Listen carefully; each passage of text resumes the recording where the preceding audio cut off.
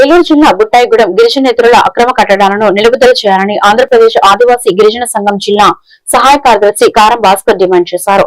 అలాగే మండల తహసీల్దార్ కార్యాలయం వద్ద ఆంధ్రప్రదేశ్ ఆదివాసీ గిరిజన సంఘం ఆధ్వర్యంలో అక్రమ కట్టడాలను ఆపాలని ధర్నా నిర్వహించారు. అంతేకాకుండా అక్రమ కట్టడాలు వెంటనే ఆపాలని, గిరిజన భూములు కాపాడాలని, ఏజెన్సీ ఏరియాలో గిరిజన చట్టాలను అమలు చేయాలని, గిరిజనులపై దాడులు ఆపాలని నినాదాలు చేశారు.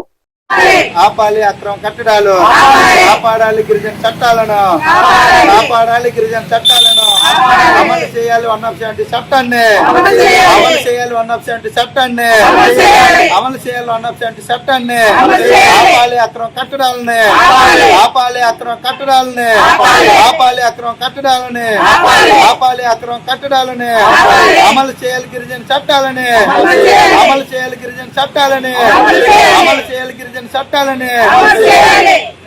కారం భాస్కర్ ఆదివాసీ గిరిజన సంఘం జిల్లా సహాయ కార్యదర్శి. ఈరోజు బుట్టాయిగూడెం తహసీల్దార్ కార్యాలయం వద్ద ఏజెన్సీ ప్రాంతంలో అక్రమ కట్టడాలు ఆపాలని, నాన్ ట్రైబల్ ఇష్టానుసారంగా నిర్మాణాలు చేపడతా ఉన్నారు.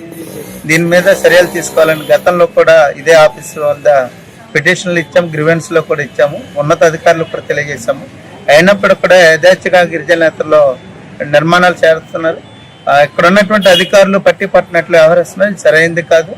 ఈ ప్రాంతం ఇక్కడే బుట్టాయిగూడెంలో శివాలయం దగ్గర ఉన్నటువంటి సర్వే నంబర్ 542/2లో అక్రమ కట్టడాలు జరుగుతున్నాయి. గతంలో పిటిషన్లు ఇచ్చాము, అధికారుల దృష్టిలో ఉంది. అధికారులే స్వయంగా వచ్చి నిర్మాణాలు కూడా ఆపారు. కానీ నిర్మాణాలు ఆపారు, దాని మీద ఎస్టీసీ కోర్టులో కేసు నడిచింది. ఇప్పుడు పిఓ కోర్టులో అప్పీల్ జరుగుతుంది. అయినప్పుడు కూడా నిర్మాణాలు జరుగుతున్నాయి. కోర్టు పరిధిలో ఉన్నప్పుడు నిర్మాణాలు చేస్తుంటే అధికారులు ఏం చేస్తున్నారు? ఎందుకు కట్టడాలను అడ్డుకోవడం లేదు? కాబట్టి దీన్ని అడ్డుకోవాలని, ఎవరైతే నిర్మాణాలు చేస్తున్నారో దాన్ని ఆపాలని ఈ సందర్భంగా కోరుతున్నాం. లేని పక్షంలో మరిన్ని ఆందోళనతో ఈ కట్టడాలను కూడా ఆపే పని చేసేదానికి గిరిజన సంఘం ముందుకెళ్తాం.